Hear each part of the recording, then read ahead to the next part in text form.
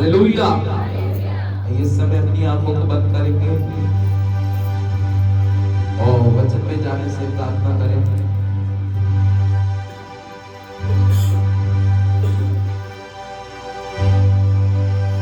हे पवित्र हो धन्यवाद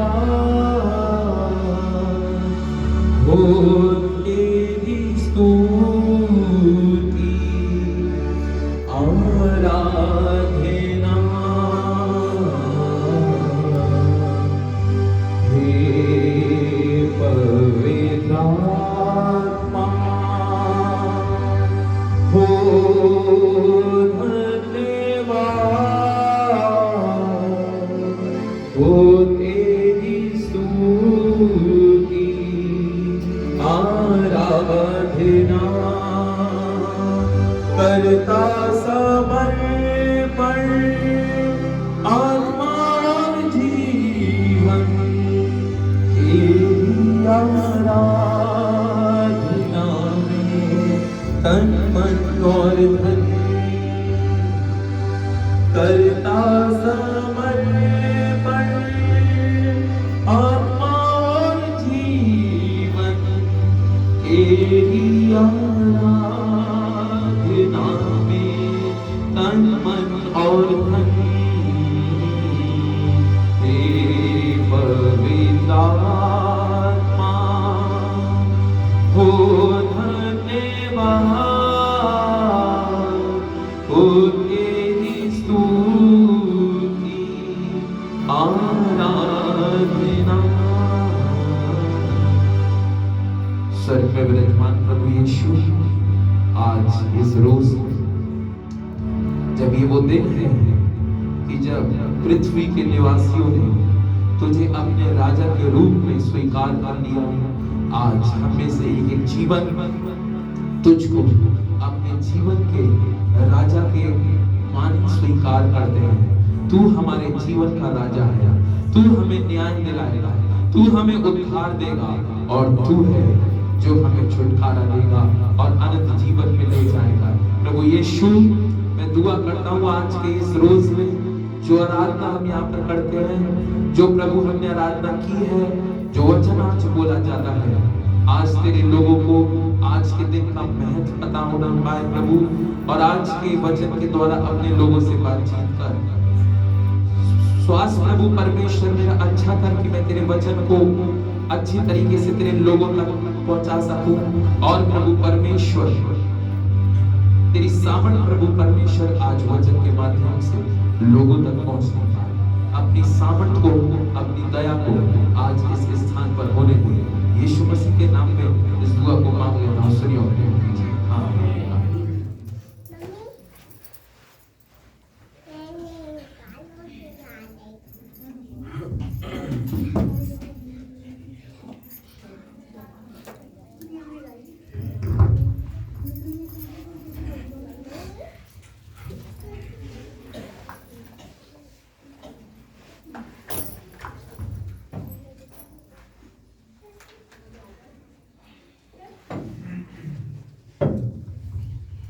हालेलुया, हालेलुया। एक बार जोर से यीशु मसीह के नाम की तालियां हो जाएं। सचमुच वो परमेश्वर महान है जो अपने नाम से अपने लोगों को बुलाता है। आज का दिन जो है वो पाम संडे है। क्या है? Palm Sunday. जितने भी छोटे बच्चे हैं वो एकदम शांत बैठेंगे और सभी लोग जो है वचन को अच्छी तरीके से सुनेंगे, ताकि आज का महत्व आपको गहराई से पता लग सके कि आज का दिन क्या है। हर उत्सवों का, हर एक त्योहारों का अपना एक महत्व होता है, अपना एक कुछ मायने होता है, कारण होता है, और उस कारण को जानना बहुत जरूरी है ना। ऐसा नहीं कि मसीह समाज में आ गए और उत्सवों में शरीक हो रहे हैं लेकिन हमें उत्सवों का महत्व नहीं पता। आज हमें उत्सवों का महत्व जानना जरूरी है। बाइबल इस प्रकार से कहती है। सबसे पहले आज के दिन मैं आपको बताऊं, आज का दिन जो है वो है पाम संडे। क्या है? Palm Sunday. आज के दिन जो था इजराइल में जो यहूदी थे और जो यहूदा का समाज था उसमें ने कई सारे लोगों ने जो यीशु मसीह पर विश्वास करते थे, यीशु मसीह को अपना राजा स्वीकार किया था। क्या स्वीकार किया था? आप बड़े ध्यान से सुनिएगा। आज मैं आपको 3 चीजों पर प्रचार में करूंगा। आज के दिन से 3 चीजें जुड़ी हुई हैं। पहला राजा, दूसरा गधा और तीसरी ये खजूर की डालियां। हालेलुया। थोड़ा थोड़ा आज मैं राजा पर, खजूर की डाली पर और गधे पर आज का विवरण करूंगा। इस संसार को जरूरत थी कि कोई एक ऐसा राजा आए जो लोगों का स्वतंत्रता का, छुटकारे का कारण बने। राजा का अर्थ क्या होता है? बड़े ध्यान सुनना। राजा का अर्थ यह होता है कि वो अपनी प्रजा को संभालेगा। हालेलुया। राजा का अर्थ है कि वो अपनी प्रजा को संभालेगा। राजा का काम है कि वो अपनी प्रजा के छुटकारे का कारण बनेगा। राजा का कारण जीने का, आने का ये होता है कि वो अपनी प्रजा को सुरक्षा प्रदान करेगा, हर एक बुराई से, हर एक गलत चीजों से, हर एक दुष्ट के प्रहार से अपनी प्रजा को बचाएगा। हालेलुया। अब बड़े ध्यान से सुनिएगा। यहूदा के अंदर जो परमेश्वर का नगर था, वहां पर कई सारे लोग तो थे जो परमेश्वर के वचन को सुनते थे, परमेश्वर के वचन को मानते थे, और कई सारे राजाओं ने उनके ऊपर राज्य किया। हालेलुया।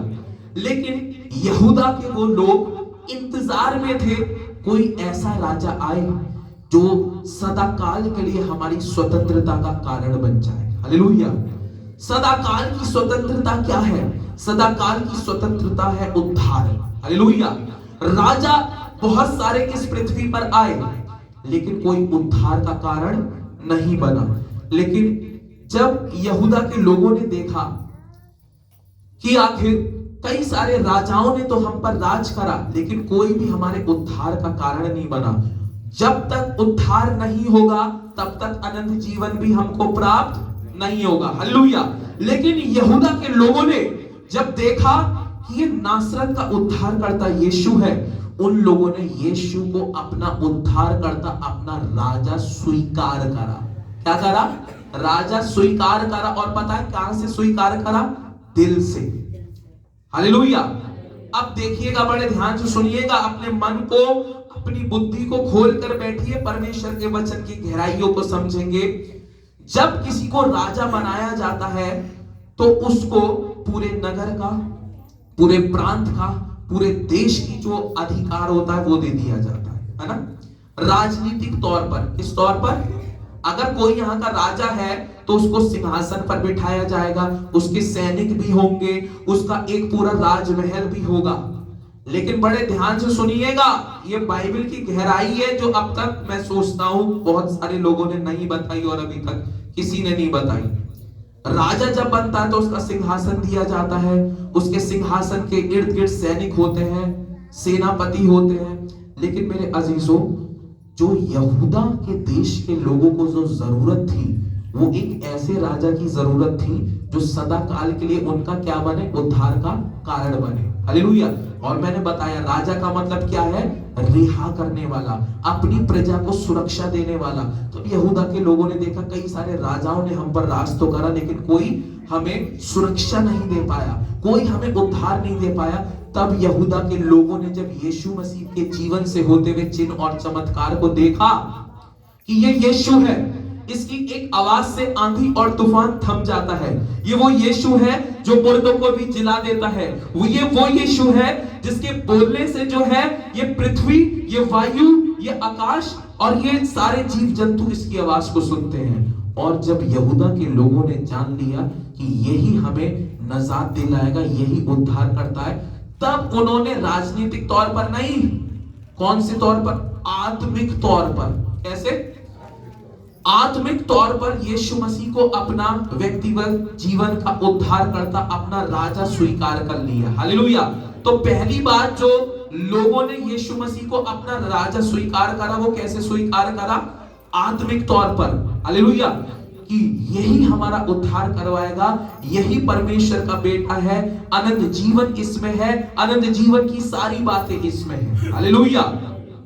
तो सबसे पहली प्रथम बात, यीशु मसीह को जो राजा करार करा था, यीशु मसीह को जो उस समय लोगों ने राजा स्वीकार करा था, वो राजनीतिक तौर पे नहीं, आत्मिक तौर पर करा था कि यही उद्धारक है। इसके जीवन में इसके अंश का जो है वो परमेश्वर का भाग छुपा है और यही हमें उद्धार दिलाएगा। हालेलुया। अब बड़े ध्यान से सुनिएगा, यीशु मसीह जब अलग अलग जगह कर कर प्रचार करते हुए जा रहा है, अब वो यरूशलेम की ओर बढ़ रहा है। कहां पर बढ़ रहा है? यरूशलेम की ओर बढ़ रहा है। और बाइबल इस प्रकार से बताती है, मत्ती रचित सुसमाचार उसका 21 अध्याय और उसके पहले पद से मैं आपके सामने पढ़ूंगा। मत्ती 21, ये नई नियम की पुस्तक है, 34 पेज नंबर है। अब देखिए, तो राजा को किस तरीके से लोगों ने स्वीकार किया वो मैंने आपको बताया आत्मिक तौर पर। हालेलुया। दूसरी बात, यीशु मसीह जब प्रचार करते हुए जा रहा है, अब वो यरूशलेम कहां है? इजराइल में। हालेलुया, जो परमेश्वर का नगर है। बाइबल इस प्रकार से कहती है, मत्ती 21 और उसके पहले पद से जब मैं पढ़ रहा हूं, जब वह यरूशलेम के निकट पहुंचे और जैतून पहाड़ पर बेतफगे के पास आए, तो यीशु ने दो चेलों को ये कहकर भेजा, सामने के गांव में जाओ और वहां पहुंचते ही एक गधी बंधी हुई और उसके साथ बच्चा तुम्हें मिलेगा, उन्हें खोलकर मेरे पास ले आओ। यदि तुमसे कोई कुछ कहे तो कहना कि प्रभु को इनका प्रयोजन है, तब वह तुरंत उन्हें भेज देगा। ये इसलिए हुआ कि जो वचन भविष्यवक्ता के द्वारा कहा गया था वह पूरा हो। सिय्योन की बेटी से कहो, देख तेरा राजा तेरे पास आता है, वह नर्म है और गधे पर बैठा हुआ वरन लादू के बच्चे पर है। हालेलुया। चेलों ने जाकर जैसा यीशु ने उनसे कहा था वैसा ही किया और गधी और बच्चे को लाकर उन पर कपड़े डाले और वह उन पर बैठ गया। तब बहुत से लोगों ने अपने कपड़े मार्ग में बिछाए और अन्य लोगों ने पेड़ों से डालियां काटकर मार्ग में बिछाई। जो भीड़ आगे आगे जाती और पीछे पीछे चली आती थी, पुकार पुकार कर कहती थी, दाऊद की संतान होशन्ना, धन्य है वह जो प्रभु के नाम से आता है, आकाश में होशन्ना। जब उसने यरूशलेम में प्रवेश किया तो सारे नगर में हलचल मच गई और लोग कहने लगे, ये कौन है? लोगों ने कहा, ये गलील के नासरत का भविष्यवक्ता यीशु है। हालेलुया।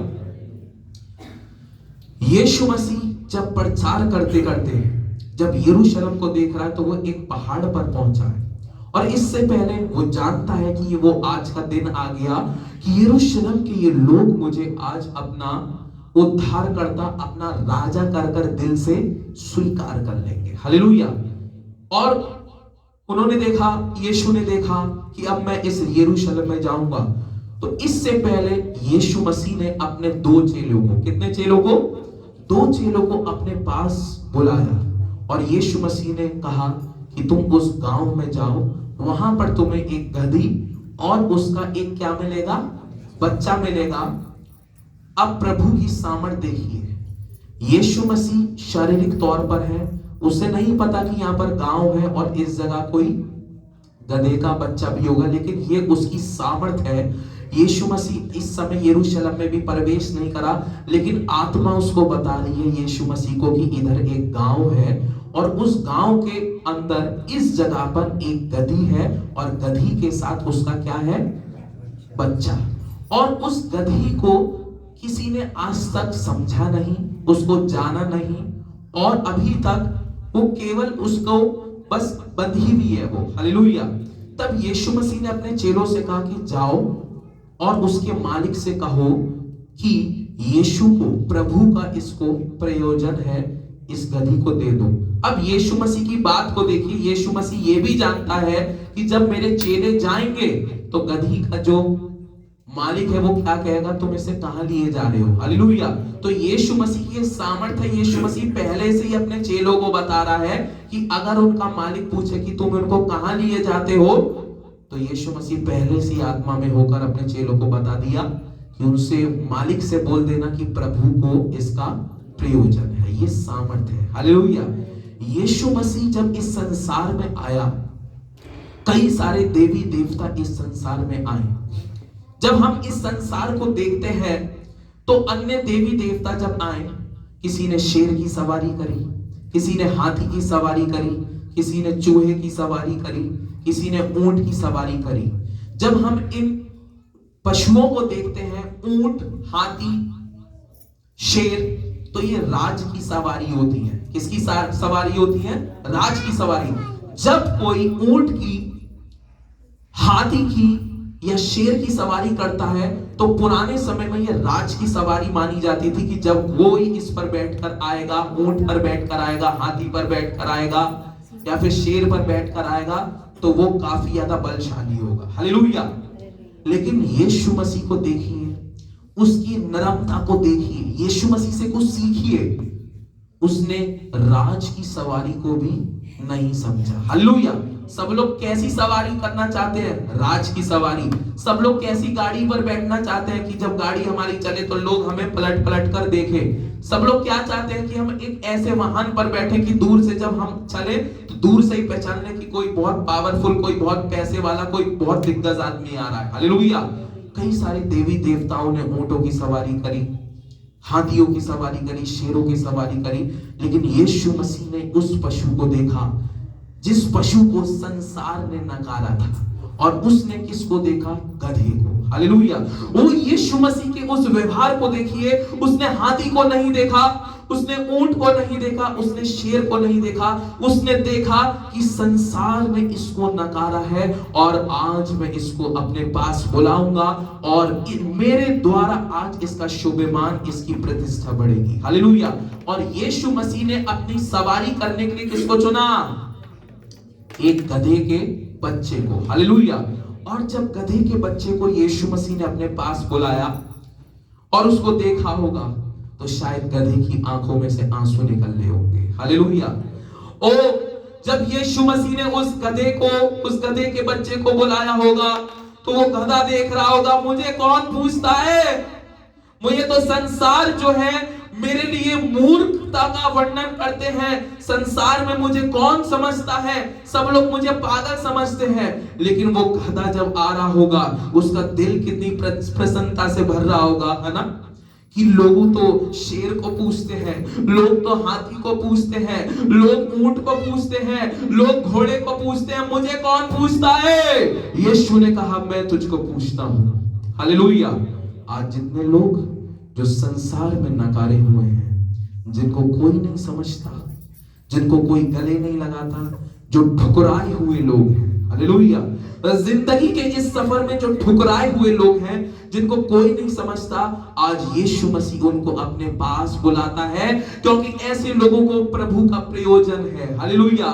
और बाइबल इस प्रकार से कहती है कि भविष्यवक्ताओं की पुस्तक में लिखा गया, मैंने इस संसार के मूर्खों को, मैंने इस संसार के गधों को चुन लिया कि वो मेरी महिमा का गुण अनुवाद गाएंगे। हालेलुया। गधा जब आ रहा होगा तो उसका दिल कितना प्रसन्नता से भर गया होगा, आज मेरी बारी है, आज कोई राजा मुझ पर सवार होगा। हालेलुया। आज तक मैं केवल लोगों का बोझा ढाता रहा, मैं कितना इनके लिए सहता गया, कितना बोझ मैंने अपने कंधे पर इनके लिए उठाया, लेकिन कभी किसी ने मेरी तारीफ नहीं करी। हालेलुया। मैं कितना इनके लिए सहता गया, पहाड़ों पे चलता गया, मुझे तो ये सोचते थे कि तुम मूर्ख के गधे। हालेलुया। लेकिन आज उस दिन, ये वो दिन था जब यीशु मसीह उस यरूशलेम में प्रवेश नहीं हुए थे, लेकिन जब उस गधे को बुलाया होगा तो गधा कितना प्रसन्नता से भर गया होगा कि अब मेरी भी बारी आ गई, मेरा भी दिन आ गया और मेरा भी लम्हा आ गया कि अब कोई मुझ पर भी सवारी करेगा। हालेलुया। यीशु मसीह उन लोगों को ढूंढता है जिसको संसार ने छोड़ दिया है। यीशु मसीह उन लोगों को ढूंढता है जो लोग संसार में ठुकराए गए हैं। यीशु मसीह उन लोगों को ढूंढता है जिसको इस संसार ने तुच्छ समझा, यीशु ने उनको गले लगाया और उनको प्रथम दर्जा दे दिया। हालेलुया। यीशु मसीह के नरमता के स्वभाव को देखिए। उसने राज्य की सवारी नहीं करी, उसने गधे को बुला लिया और अपने चेलों से बोल दिया जाओ और मालिक से कह देना कि अगर इसका मालिक पूछे कि ये कहां ले जाते हो तो बोल देना कि प्रभु को इसका प्रयोजन है। आज जो लोग समझते हैं, जिनको लोग गधा बोलते हैं ना, जिनको लोग मूर्ख बोलते हैं, वो बोल देना मैं प्रभु के लिए किसी ना किसी दिन एक दिन इस्तेमाल होगा। हालेलुया। मैं ही वो हूं जिसको प्रभु का प्रयोजन है, मैं ही वो हूं जिसको एक ना एक दिन कभी ना कभी प्रभु इस्तेमाल करेगा। देखना, जब भी कोई तुमसे बोले ना ये पागल व्यक्ति है, इससे बात मत करो, तुम उस दिन खुश हो जाना। उस दिन कह देना तुमने मुझे गधा बोला, तुमने मुझे मूर्ख समझा, तुमने मुझे पागल समझा, लेकिन मैं जानता हूं मैं वो ही हूं जिसको प्रभु का प्रयोजन है। जिस प्रकार से यीशु ने ऊंट को बड़े बड़े घोड़ों को, हाथी को, शेर को नकार करके गधे को अपने पास बुला लिया, तुम उस दिन खुश और आनंदित हो जाना कि मैं वो ही हूं क्योंकि संसार ने मुझको मूर्ख समझा। हालेलुया। वो वचन इस प्रकार से कहता है उसने मूर्खों को चुन लिया ताकि वो ज्ञानवानों को लज्जित करे। हालेलुया। आनंद मनाना, हालेलुया। निराश मत होना। परमेश्वर में निराशा नहीं है, परमेश्वर में आशा है। हालेलुया। बाइबल इस प्रकार से कहती है कि यीशु मसीह कहने लगा उसके मालिक से कह देना कि प्रभु को इसका प्रयोजन है और प्रभु ने इसको अपने पास बुलाया है। तो उसने उत्तर भी बता दिया अपने चेलों को। हालेलुया। यीशु मसीह ने अपने चेलों को क्या भी बता दिया? उत्तर बता दिया। देखो मालिक पूछेगा जरूर, तुम उसके गधी को लाओगे, गधी के बच्चे को लाओगे तो मालिक पूछेगा जरूर कहां लिए जाते हो। तो यीशु मसीह आत्मा में पहले उत्तर भी बता रहे हैं अपने चेलों को, तुम्हें ये कहना है हालेलुया कि प्रभु को इसका प्रयोजन है। और बाइबल इस प्रकार से बताती है कि वो लादू के गधे के बच्चे को लाए, उस पर कपड़े डाले महंगे महंगे। कैसे कपड़े डाले? महंगे महंगे। और यीशु मसीह जो सवार हुआ वो किस पर सवार हुआ? गधे पर। हालेलुया। यीशु मसीह किस पर सवार हुआ? आज यीशु मसीह इस पद से ये बताना चाहता है मैं ऐसी जिंदगियों को ऊपर राज करना चाहता हूं जो सोचते हम नाकारे हैं, हम ठुकराए हुए हैं, हमें कोई नहीं समझता। यीशु मसीह जो गधे की सवारी कर रहा है वो ये संकेत दे रहा है कि जो तुम लोग समझते हो कि तुम ठुकराए हुए हो, तुम संसार के तुच्छ समझे गए हो, लेकिन मैं तुम्हारे लिए आया हूं कि प्रथम दर्जा, प्रथम अपना प्यार तुम पर शो कर सकूं। हालेलुया। और बाइबल इस प्रकार से बताती है कि वो गधे के बच्चे को ले आए।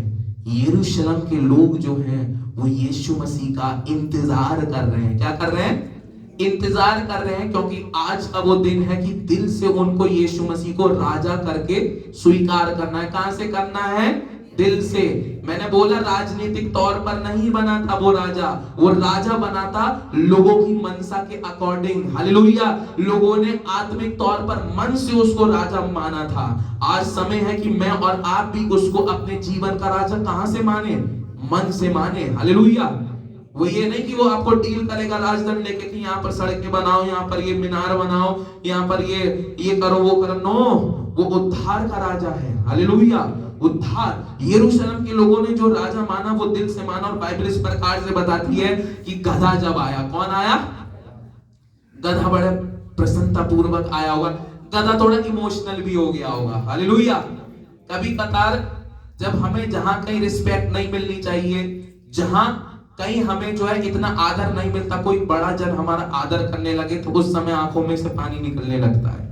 हालेलुया। उस समय आंखों में से आंसू आने लगते हो। यार अब तक तो मैं ये समझता था शायद दुनिया में कभी भी मेरी तारीफ कोई नहीं करेगा। अब तक तो मैं ये समझता था कि मैं तो कोई है ही नहीं। मैं तो अब तक ये समझता था कि मैं तो केवल जी रहा हूं, मेरा कोई अस्तित्व भी इस संसार के समाज में नहीं है, मैं तो ठुकराया हुआ हूं। हालेलुया। लेकिन गधे को जब बुलाया गया, गधे आजा, ये वो दिन है जब मैं तुझ पर सवार होऊंगा, ये वो दिन है जब से तेरी इतिहास बदला जाएगा। हालेलुया। यीशु इतिहास बदलने वाला प्रभु है। अब तक केवल गधे का विवरण इसलिए होता था कि वो एक गधा है, एक मूर्ख पशु है, लेकिन यीशु मसीह ने जब उसको देखा उसने बोला गधे, आज तक तेरा विवरण इसलिए करा जाता है कि तू एक मूर्ख है, पागल पशु है, लेकिन आज से तेरा विवरण जब कभी मेरा नाम लिया जाएगा तो लोगों को यह पता होगा कि मैंने उस पशु को भी गले लगा लिया जिसने इस संसार में जिस पशु को ठुकरा दिया था। हालेलुया। और बाइबल इस प्रकार से बताती है कि यीशु मसीह जब गधे पर सवार होकर यरूशलेम में आ रहा है तो लोगों ने पता है क्या करा है, अपने मखमल के बैंगनी वस्त्रों को, महंगे महंगे कपड़ों को जो है वो रास्तों में, वो राहों में बिछा दिए। हालेलुया। अब यीशु मसीह गधे पर सवार कहां पर एंट्री कर रहा है? यरूशलेम में। हालेलुया। और यरूशलेम के अंदर होशन्ना होशन्ना के नारे लग रहे हैं। हालेलुया। ये वो राजा है जो हमारे लिए बलिदान होगा, ये वो राजा है जो हमारा उद्धार का कारण बनेगा, ये वो राजा है जिसके क्रूस पर एक दिन चढ़ने से मैं और आप जो है शिफा पाएंगे। लोग होशन्ना होशन्ना के नारे लगा रहे थे और हाथ में क्या पकड़े थे? खजूर की डालियां। क्या पकड़े थे? अब देखिए ना, ये जो राहों पर जो कपड़े बिछाए जा रहे हैं उस पर प्रभु के तो कदम पड़ नहीं रहे। हालेलुया। वो जो महंगे महंगे कीमती कीमती वस्त्र है उस पर किसके कदम पड़ रहे हैं? कौन उस पर चल रहा है? वो गधे का बच्चा। तो सम्मान किसको दिया जा रहा है? गधे के बच्चे को। हालेलुया। गधे को सम्मान दिया जा रहा है। हालेलुया। और वो गधा कितना मन कितना खुश होगा। आहा, काश ये दिन मेरी जिंदगी से कभी ना बीते कि ये राजा मेरे ऊपर से उतर जाए। हालेलुया। उस समय शायद गधा सोच रहा होगा मन में, मैंने बहुत मिट्टी को उठाया, मैंने बहुत रोड़ों को उठाया, मैंने अपनी पीठ पर जो है बहुत घास फूस को उठाया और मैं पहाड़ों पर भी गया। इन लोगों ने, इन इंसानों ने तो मुझे पागल समझा था। मैं रेगिस्तान पे भी चलता गया, मैं चट्टानों पर भी चला, मैं जमीन पर भी चला, लेकिन इन लोगों ने मुझे केवल मूर्ख ही समझा। लेकिन उस समय जब यीशु मसीह गधे पर सवार होंगे तो गधा मन सोच रहा होगा, ये बोझ मैं जिंदगी भर उठा सकता हूँ, ये सेवा का भार, क्योंकि प्रभु को मेरा प्रयोजन है, प्रभु ने मुझे बुलाया है, प्रभु अपना काम, अपनी सेवा मुझसे लेना चाहता है। यीशु जो मेरे पर सवार है, इसका बोझ मैं अपनी जीवन के अंतिम लम्हे तक, अपनी अंतिम सांस तक मैं इसका बोझ डाल सकता हूं। जहां कहीं ये बोलेगा मैं इसको ले जा सकता हूं। हालेलुया। मन में यही सोच रहा होगा। हालेलुया। यही सोच रहा होगा, ये बोझ मुझे बोझ नहीं लग रहा। हालांकि किसी के ऊपर कोई बैठे, जानवर के ऊपर, तो उसको भारीपन महसूस होगा, है ना। लेकिन यीशु मसीह जब उस गधे के बच्चे के ऊपर सवार थे तो शायद गधे को यीशु मसीह का जो वजन का बोझ था वो बोझ भी नहीं लग रहा होगा। हालेलुया। वो तो सोच रहा होगा, आज ना जाने मेरा कैसी इतिहास बदल गया। वो तो सोच रहा होगा, मैंने तो सोचा भी नहीं था कि वो ईश्वर जो ईश्वरों का ईश्वर और परमेश्वर का परमेश्वर है, राजाओं का राजा और प्रभु है, वो मुझे अपने काम के लिए प्रयोजित करेगा। हालेलुया। खुश हो रहा होगा। पैर भी जो पड़ रहे हैं वो किस पे पड़ रहे हैं? मखमल और बैंगनी वस्त्रों पर पड़ने। बैंगनी वस्त्र उस समय बहुत पहने जाते थे, और पता है उस समय के लोग जो है बैंगनी वस्त्र वो लोग पहनते थे जो बहुत पैसे वाले होते थे, मालदार होते थे। हालेलुया। मखमल के वस्त्र, अलग अलग सिल्क, अलग अलग जो है चीजों के वो वस्त्र पहनकर परमेश्वर के मार्ग में डाल रहे। लेकिन कौन उन पर चल रहा है? गधा। प्रतिष्ठा, मान, गौरव किसको मिल रही है? गधे को। तात्पर्य समझिए, एक गधे ने अपने यीशु मसीह को उसने अपने सवार करवा दिया। यीशु मसीह को एक गधे ने अपने ऊपर सवार करवा दिया और मान प्रतिष्ठा गधे को मिल रही है कि आज भी गधे का विवरण हो रहा है। और मेरे अजीजों, गधे ने जो उसके कदम पड़ रहे हैं वो कई सारे जो है महंगे कपड़ों पर पड़ रहे हैं। हालेलुया। अभिप्राय ये है कि जिंदगियों में जब यीशु मसीह को अपने ऊपर राज होने दोगे तो तुम्हारी मान प्रतिष्ठा को वो बढ़ाएगा। हालेलुया। जब तक यीशु मसीह हमारे मन के सिंहासन पर विराजमान नहीं होगा तब तक हमें संसार में नहीं बढ़ पाएंगे। हालेलुया। समझ में आया आपको? तो बाइबल इस प्रकार से यहाँ पर कहती है कि गधा वो चला। राजा क्या है? गधा का यहाँ पर विवरण कर दिया। दूसरी बात, लोगों ने डालियां तोड़ी और उसके मार्ग पर डाल दी। इसमें डाल दी? मार्ग पे। डालियों का विवरण मैं करूंगा यहाँ पर जरूर। हालेलुया।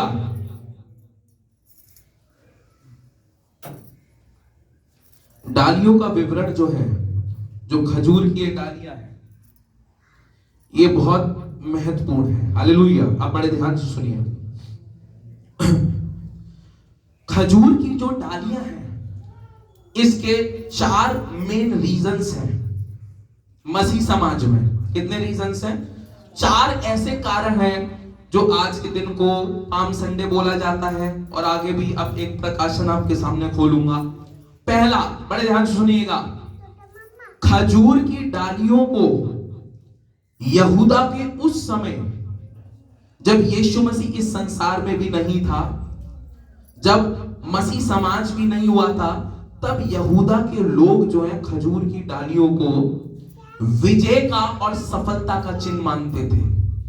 यह प्रकाशन है, यह बाइबल का एक प्रकाशन है, कई सारी जगह लिखा है। हालेलुया। प्रतीक समझिएगा, यह बाइबल के अकॉर्डिंग बता रहा हूं मैं। नंबर 1, जो पाम ट्री है, इसको अंग्रेजी में पाम ट्री बोलते हैं, खजूर का पेड़। और नंबर 1, खजूर का पेड़ जो है, जो खजूर की डालियां हैं, खजूर की जो पत्ती है, यहूदा के लोग मसीह के आगमन से पहले ही खजूर की डालियों को सफलता का और विजय का प्रतीक मानते थे। किसका प्रतीक मानते थे? सफलता और विजय का, जीत का और कामयाबी का। नंबर 2 जो है, नंबर दूसरा, जो यहूदा प्रांत, जो यहूदा के लोग थे, जो खजूर की डालियां या खजूर की जो पंखुड़ियां ये देते थे, पता है किन लोगों को देते थे? जो खेल कूदों में जीत जाते थे, या फिर वो सैनिक जो युद्ध के मैदान में जीत जाते थे। तो अभी जो आपके हाथ में दिया गया ना, यही उनके हाथ में दिया जाता था। हालेलुया। दूसरी बात सुनिएगा ध्यान से, खजूर की ये पंखड़ी, ये पत्तियां उन लोगों को दी जाती थी जो खेल कूदों में और युद्ध के मैदान में जयवंत होते थे। उनको ये एक रिप्रेजेंटेशन करने का उनका तरीका था कि जो लोग खेल कूद के मैदान में जीत जाते थे, खेलों में जीत जाते थे या युद्धों में जीत जाते थे, तो युद्ध जीत कर जो वापस आते थे, खेल की जब वो कामयाबी के श्रेय उनको जब मिल जाता था, तब जब वो उस मुकाम तक पहुंचते थे कि इनाम पाए, तब उनको क्या दी जाती थी? खजूर की डाली, उनको पंखड़ी दी जाती थी। तीसरी बात, हालेलुया, दूसरा इतिहास 28 वचन 15 इस प्रकार से बताता है कि जो ये खजूर की डालियां हैं, इनका प्रयोजन उत्सवों में होता था। किसमें होता था? उत्सव, सेलिब्रेशंस। जब वहां पर यहूदा के लोग जब सेलिब्रेशन मनाते थे, यानी कि कुछ पर्व मना रहे हैं, तो उस समय उत्सवों में किसका प्रयोजन होता था? खजूर की डालियों का। और चौथा, तीसरे में एक बात और है, राजाओं से जब भेंट करने के लिए जाते थे लोग, इनसे, राजाओं से या बड़े लोगों से, तो बाइबल इस प्रकार से बताती है कि वो अपने हाथों में क्या लेकर जाते थे? खजूर की डालियां को लेकर जाते थे। हालेलुया। और चौथा, यहूदा धर्म में ये भी कहा जाता है कि जो ये खजूर की डालियां हैं, वो शांति का, किसका? शांति का और बहुत आयत की आशीष का प्रतीक है। हालेलुया। ये सब बाइबल में मैं वर्णन कर रहा हूं, बाइबल सही अलग अलग जगह पर ये लिखा है। हालेलुया। 4 चीजें आपको समझ में आई, फिर मैं आगे बढ़ूंगा, क्योंकि आज मेरा स्टेट में प्रीचिंग कर सकता हूं, मैं सीधा सीधा बहुत जोर से बोल सकता हूं, लेकिन मेरा मकसद है कि प्रचार आपके दिल में तो जाए, लेकिन पहले मन से जाए। हालेलुया। बुद्धि में भी जाए। हालेलुया। तो मैंने आपको बताया, पहला, जो खजूर की डालियों का प्रयोजन होता है, उस समय यहूदा के समय में वो काय के लिए किया जाता था कि ये खजूर की डालियां सफलता और विजय को दर्शाती हैं। दूसरी बात, खजूर की डालियां या खजूर की जो पत्तियां हैं, उन लोगों को दी जाती थी यहूदा समय में जो लोग खेल कूद में जीत जाते थे, या फिर वो योद्धा जो युद्ध के मैदान में जीत कर लौटा करते थे। तीसरी बात, यहूदी लोग जब अपने उत्सवों को बनाते थे, जब वो सेलिब्रेशंस करते थे, तो उस समय वो खजूर की डालियों का प्रयोग करते थे। चौथी बात, यहूदा समाज में ही जो खजूर की डाली है, वो प्रतीक माना जाता है शांति का और बहुत आयत की आशीष का। इसलिए भजन संहिता की पुस्तक उसका 92 अध्याय और उसके 12 पद में लिखा है कि धर्मी लोग खजूर की नाई फूलेंगे और फलेंगे। हालेलुया। चारों चीज समझ में आ गई। तो अब यहां पर जो खजूर की डाली ये लेकर जा रहे हैं, इसका अभिप्राय क्या है? क्योंकि इन लोगों ने मन से यीशु मसीह को क्या मान लिया है? राजा। और ये उस समय का नियम होता था, ये उस समय का जो था एक दस्तूर होता था कि जब कोई राजा से मिलने जाते हैं, जब लोग जीत जाते थे, हालेलुया, जब लोग खेल और कूद में जब वो विजयी हो जाते थे, तब वो अपने हाथों में क्या लेकर जाते थे? खजूर की डालियां, हालेलुया। और बाइबल इस प्रकार से बताती है कि यीशु मसीह जब गधे के ऊपर सवार है, गधा चल रहा है और यरूशलेम में प्रवेश हो रहे हैं, और यरूशलेम में जब वो प्रवेश हो रहे हैं, एक भीड़ उनके उत्सव बनाने के लिए तैयार है, और वो अपने हाथों को उठाकर बोल रही है, होशन्ना होशन्ना, राजाओं के राजा और प्रभुओं की होशन्ना, धन्य है वे जो प्रभु के नाम से आता है, हालेलुया। और महंगे महंगे वस्त्रों को उसके मार्गों पर बिछा दिया गया, और वो वचन उस समय पूरा हो रहा है जो हजारों साल पूर्व जो है भविष्यवक्ता जकरिया ने बोला था। और जकरिया ने क्या बोला था अपने लोगों को? जकरिया उसका 9 अध्याय और उसके 9वें पद को देखेंगे तो यहाँ पर परमेश्वर का वचन इस प्रकार से कहता है, जकरिया 9:9, हे सिय्योन बहुत मगन हो, हे सिय्योन बहुत मगन हो, हे यरूशलेम जय जयकार कर, हे यरूशलेम जय जयकार कर, क्योंकि तेरा राजा तेरे पास आएगा, क्योंकि तेरा राजा तेरे पास आएगा, वह धर्मी और उद्धार पाया हुआ है, वह धर्मी और उद्धार पाया हुआ है, वह दीन है, वह दीन है, और गधे पर वरन गधी के बच्चे पर चढ़ा हुआ आएगा, वरन गधी के बच्चे पर चढ़ा हुआ आएगा, हालेलुया। अब ये जो भविष्यवाणी की गई थी ये इस समय पूरी हो रही, और ये भविष्यवाणी हजारों वर्ष पूर्व जो थी वो कर दी गई थी। और उस समय का भविष्यवक्ता कौन था? जकरिया। कौन था? जकरिया। जकरिया नबी ने हजारों साल पूर्व ही यीशु मसीह के राजा बनने से पहले भविष्यवाणी क्या करी थी? हे सिय्योन बहुत ही मगन हो, हे यरूशलेम जय जयकार कर, क्योंकि तेरा राजा तेरे पास आएगा, हालेलुया। जब उसने देखा यरूशलेम के लोग ऐसे राजा का इंतजार कर रहे हैं कि कोई राजा आए जो उनका उद्धार करवाए, जब उसने देखा कि यरूशलेम के इजराइल के लोग ऐसे राजा का इंतजार कर रहे हैं जो सदा काल के लिए उनके लिए स्वतंत्रता का और छुटकारे का कारण बने, तो जकरिया परमेश्वर की आत्मा में होकर भविष्यवाणी कर रहा है, ये सिय्योन मगन हो जा, क्योंकि तेरे कष्टों का, तेरे उस पीड़ा का समय अब अंत होगा, और जय जयकार कर क्योंकि तेरा राजा तेरे पास आएगा, वह धर्मी और उद्धार पाया हुआ है, वह दीन है और गधे पर वरन गधी के बच्चे पर चढ़ा हुआ आएगा, हालेलुया। लिखा है कि वो दीन है। वो कैसा है? दीन है। जब पैदा हुआ तो भी चरनी में हुआ, सवारी करी तो भी किसकी करी? गधे की करी। उसको कभी भी लालच नहीं था पैसे का, उसको कभी भी लालच नहीं था मैं इतने चिन्ह चमत्कार कर सकता हूं, मैं लोगों से बहुत पैसा ले सकता हूं, हालेलुया।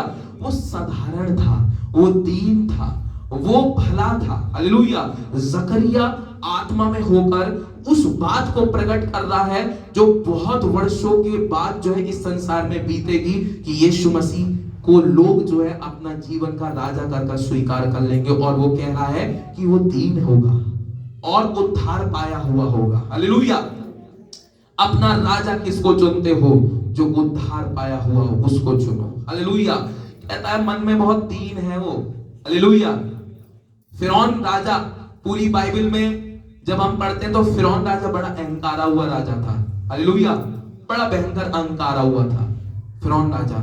अलग अलग राजाओं के बारे में बात करते हैं, अपनी सामर्थ्य का गलत इस्तेमाल करा, लेकिन यीशु मसीह को देखिए, ये एक ऐसा राजा है जो उद्धार पाया हुआ है। यह एक ऐसा राजा है जो दीन है, मन से नरम है, हालेलुया। और ये मुझको और आपको भी सिखा रहा है, हालेलुया। ये मुझको और आपको क्या सिखा रहा है? मेरे बेटे, मेरी बेटी, जन्म से लेकर मरण तक मैंने सांसारिक चीज को कभी महत्व नहीं दिया।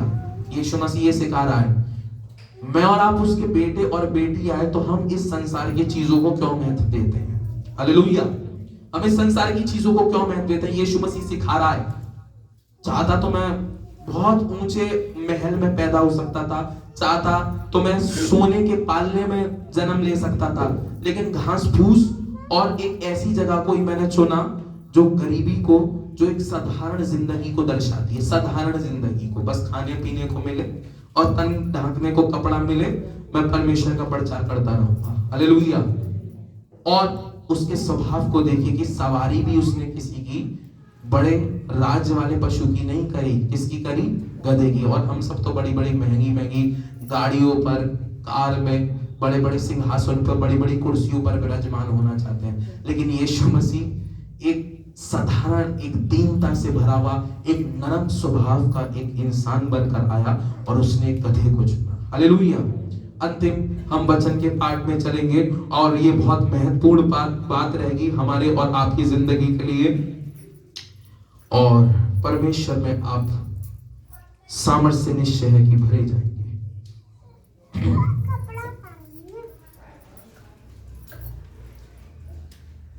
अब तक हमने पढ़ा कि जो खजूर की डाली थी वो विजय का और उसका प्रतीक है, जीत का। हालेलुया। यदि आप मेरे साथ मिलकर निकालेंगे प्रकाशित वाक्य उसका 7 अध्याय, अब ये स्वर की अंतर्दृष्टि का विवरण मैं यहां पर करूंगा। यदि आप मेरे साथ मिलकर निकालेंगे प्रकाशित वाक्य उसका 7 अध्याय और उसके 9वें पद को मैं पढ़ूंगा। इससे पहले बड़े ध्यान से सुनिए।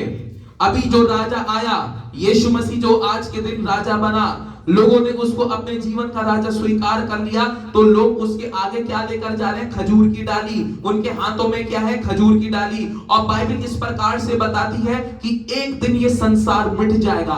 ये संसार की सारी भौतिक वस्तुएं मिट जाएंगी और एक समय ऐसा आएगा कि इंसाफ होगा, और जितने लोगों ने यीशु मसीह को अपने जीवन का उद्धारकर्ता, जिन लोगों ने अपने यीशु मसीह को मन से राजा के रूप में स्वीकार कर लिया होगा, वो सिंहासन के सामने जाएंगे। वो कहां पर जाएंगे? सिंहासन के सामने जाएंगे। और परमेश्वर का वचन इस प्रकार से कहता है, प्रकाशित वाक्य की पुस्तक उसका 7 अध्याय और उसके 9वें पद में, एक और परमेश्वर का दास है, वो भविष्यवाणी कर रहा है, वो स्वर की अंतर्दृष्टि को देख रहा है, वो उस घटना को देख रहा है जो इस संसार के बाद स्वर्ग में होगी, और उस भविष्यवक्ता का नाम है यूहन्ना। हालेलुया।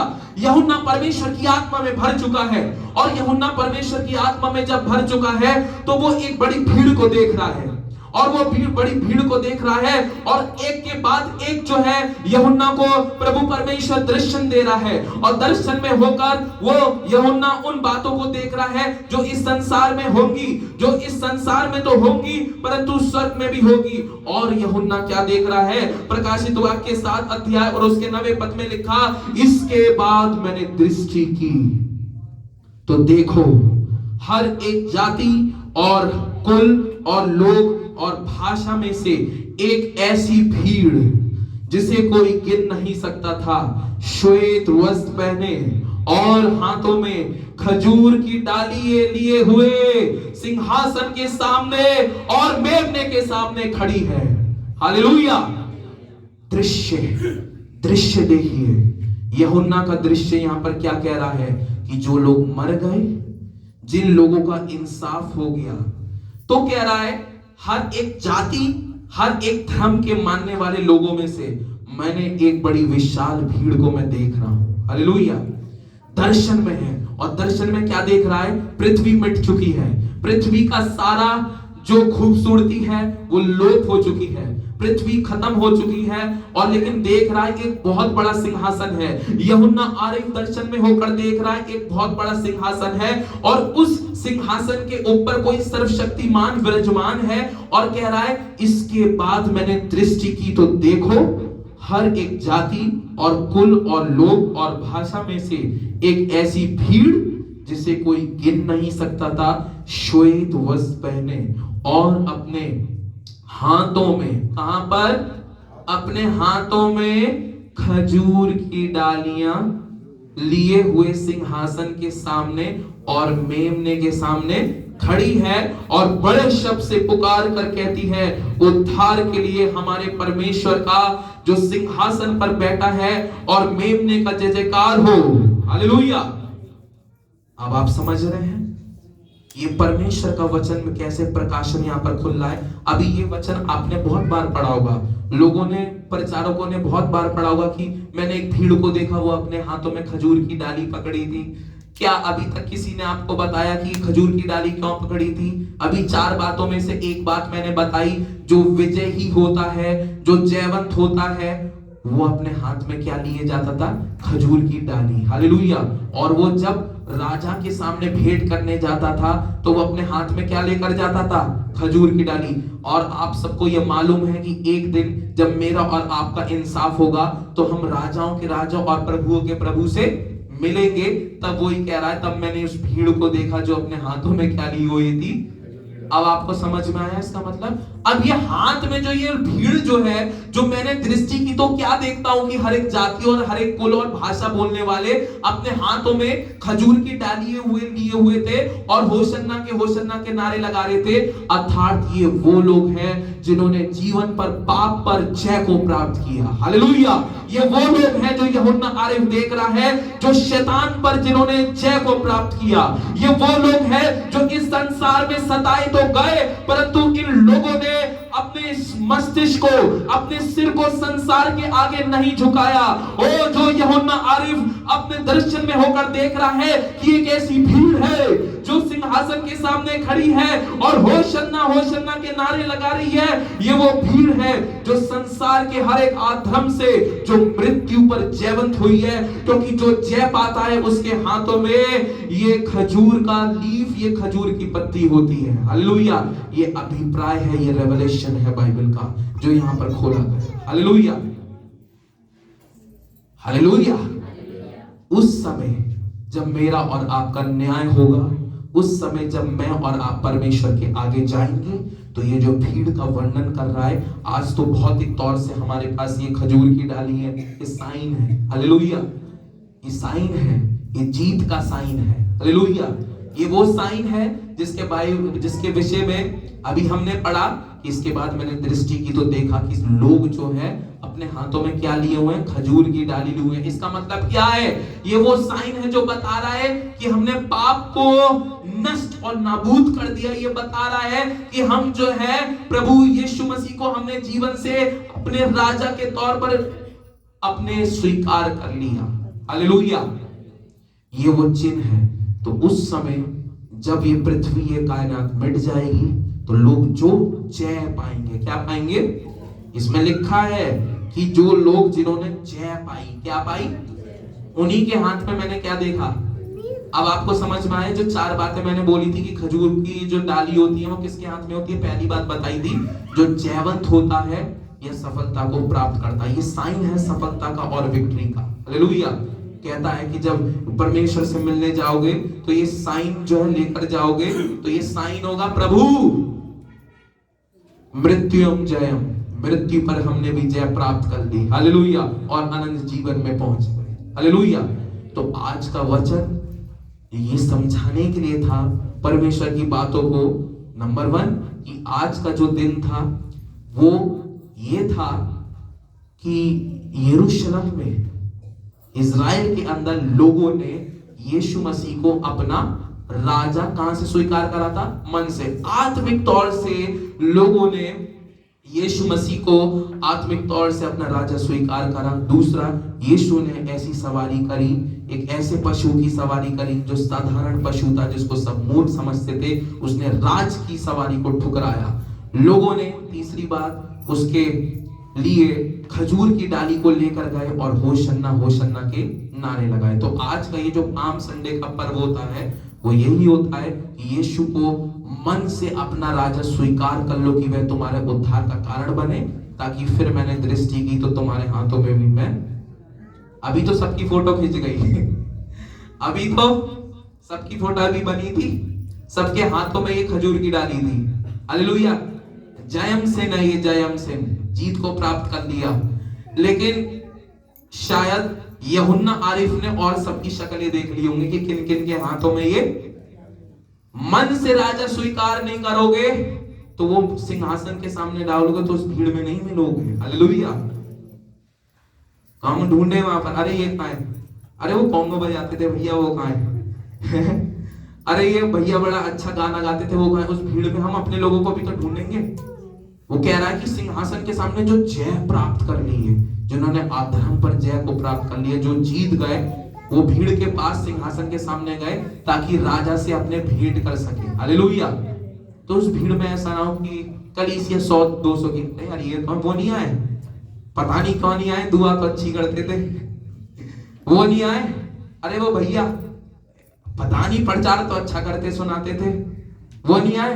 अरे राग वाग तो उनकी बहुत अच्छी थी, हालेलुया। अरे वो नहीं आए, वो तो बहुत पैसा देते थे परमेश्वर की महिमा के लिए, बहुत सहयोग करते थे। मन से राजा नहीं मानोगे तो उस भीड़ में शरीक नहीं हो पाओगे, हालेलुया। तो ये विवरण जो लास्ट का करा, ये भविष्यवक्ताओं की पुस्तक से किया गया कि आने वाले समय में हमारे हाथों में खजूर की डाली होंगी, जो जय पाएगा उसके हाथ में ये संकेत, एक प्रतीक होगा कि हमने इस संसार पर जय को प्राप्त कर लिया और अब हम आनंद के राज्य में शरीक हो रहे हैं, हालेलुया। परमेश्वर आज के दिन का महत्व आपको अच्छे से समझा दिया। प्रभु आपको आशीषित करे। आइए अपने स्थानों पर खड़े हो।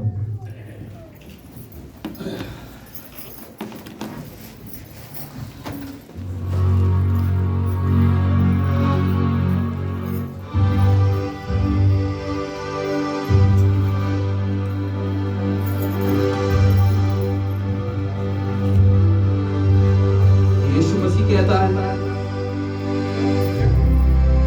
यदि आज तुम मेरे को अपने जीवन का राजा कर स्वीकार करोगे तो मैं तुम्हारे मनों में राज करूंगा।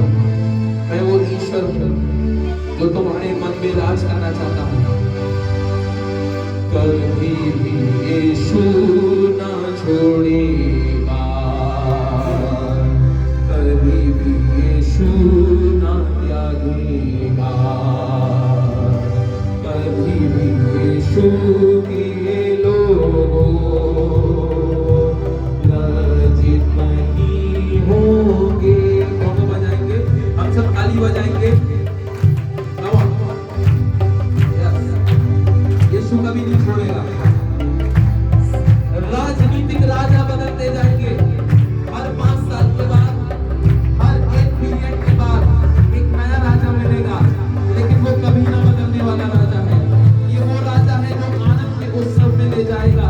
ये वो राजा है जो जीवन तक ले जाएगा। ये वो राजा है जो जीवन का छुटकारा करेगा और तुमको अपने पास बुलाएगा। यीशु ना छोड़ेगा, यीशु ना त्यागेगा,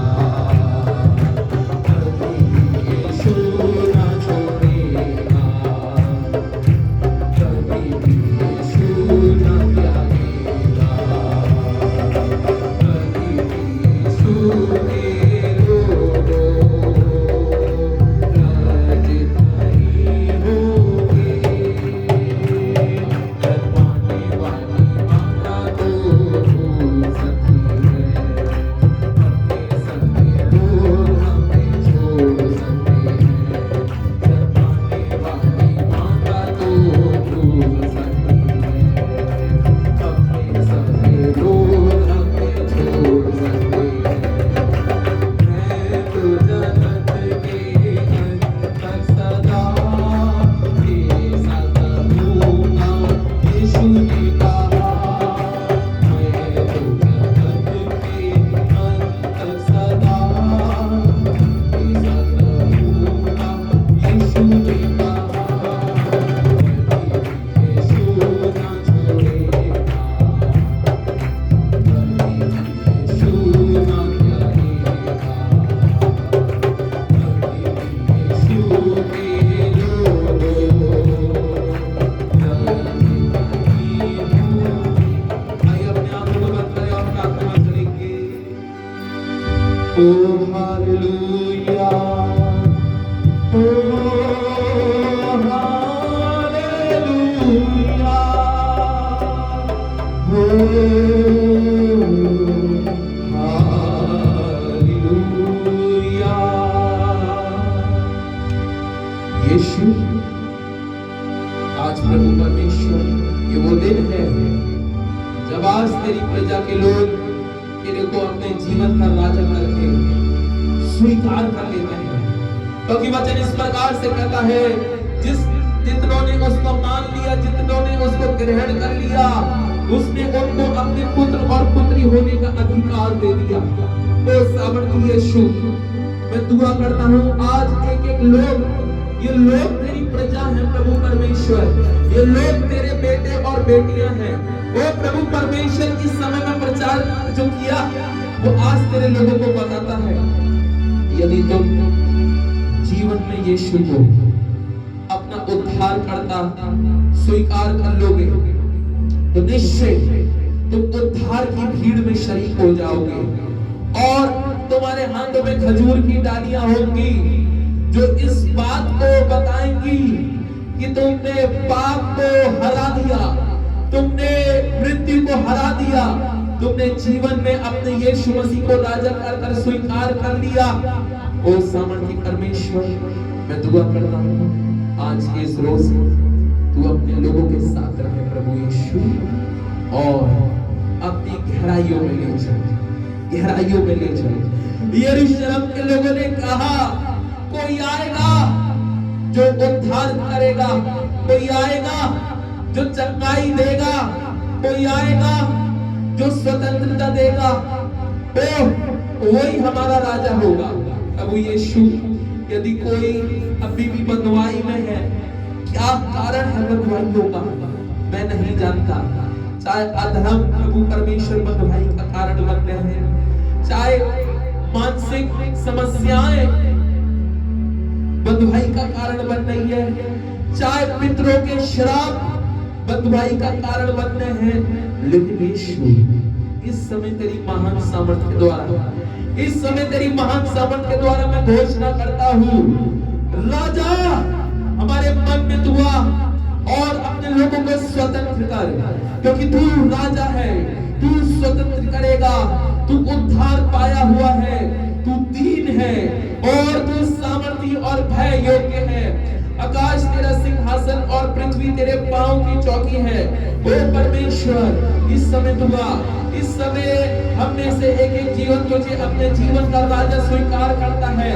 हम में से एक एक जीवन तेरे को स्वीकार करता है कि हाँ तू ही है, हाँ तू ही है, आदि और अंत तू ही है, राजाओं का राजा तू ही है, प्रभुओं का प्रभु तू ही है, कल आज और युगानुयुग केवल तू है, धरती और आकाश को बनाने वाला तू है, मृत्यु में जीवन दिलाने वाला तू है, बीमारी में चंगाई करवा देने वाला तू है, रोगों को चंगा करने वाला तू है, आंसुओं को पोंछने वाला तू है और अपने लोगों को जीवन करने वाला तू है। प्रभु ओ सामर्थी यीशु, तेरे लोग हर चीज पर जीत को प्राप्त करें, ताकि वो दिन आए जब इनके हाथों में भी खजूर की डाली हो, ये उस भीड़ के साथ हो जो होशन्ना होशन्ना के नारे लगा रही थी और कह रही थी